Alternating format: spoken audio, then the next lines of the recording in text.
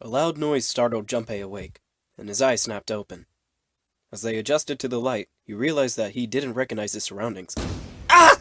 With a crack, Junpei's head connected with something metal. He rolled over and threw out his hands to steady himself, but he found himself groping at empty air.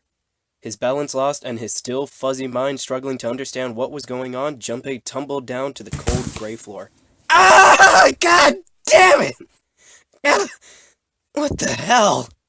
Junpei glared around the room, still trying to determine where he'd woken up. The fall had shaken the last cobwebs of sleep from his mind, and finally he understood where he'd fallen from. It was a bed. A 3-level bunk bed, in fact. Junpei had fallen, apparently, from the topmost bunk.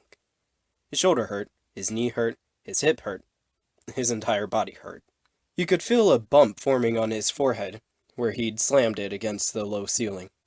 He wondered if that bump was the reason he felt his vision wavering a bit, but that seemed unlikely. At first, he thought the tremor that ran through his legs was just another effect of his rude awakening, but as he looked around, he realized it was real. The whole room was shaking. Was it an earthquake? He wondered. It didn't seem likely. It was shaking far too quickly for an earthquake. Then again, Junpei had no idea what it was, if not an earthquake.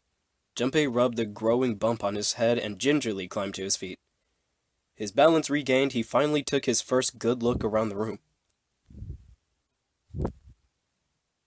and muttered to himself, "Where am I?" His pain momentarily forgotten in the face of the confusion of his circumstances, Junpei looked around the room once again. Minutes passed while Junpei struggled to get his bearings. As suddenly as they had begun, the tremors ceased. A cold silence fell over the room. From somewhere far away, Junpei could hear the sound of metal squeaking. He felt his stomach tighten. There were 1,000 things that the sound could have been, but none of the things he could think of were good. In an attempt to distract himself, Junpei looked around the room once more. The first thing Junpei noticed about the door was the number roughly emblazoned across it. On the surface of the door, in red paint, someone had written, 5? What's this 5 mean? Suspicious, and still utterly confused, Junpei approached the door slowly. Standing, at last, in front of the door, Junpei grabbed hold of the L-shaped handle. A push yielded no movement, and a pull the same result. A few more times cemented the truth in Junpei's mind. It wouldn't open. It didn't matter how much he pushed and shoved, the handle wouldn't budge. Next to the door was an odd-looking device that reminded Junpei of a card reader. It didn't take a genius to figure out that the odd-looking device was keeping the door shut. Junpei knocked hard on the door. "Hey! Hello? Is anyone there? Open the door!" There was no response. Junpei threw his left fist into the door and stopped. What the hell is this? He wasn't really sure what else to say. It looked like nothing else so much as a watch, but it clearly wasn't that. After all, it only showed a single number. 5. That's the same as the door.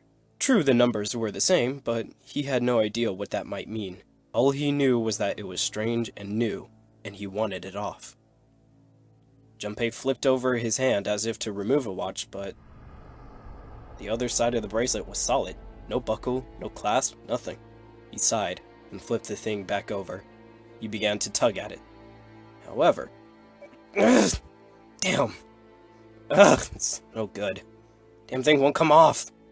What the hell is the deal with this thing? Where am I? And why the hell am I here? It was at that moment he noticed the window. What? Wait, am I in a ship? The window was round, rimmed in riveted brass, like a window from an early 20th century ship.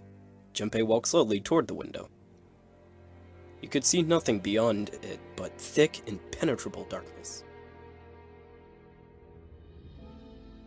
What's up with my face?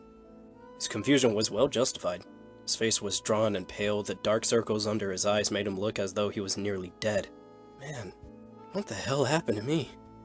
How did I end up here? Even as he said it, something in his mind opened, and a memory bobbed to the surface.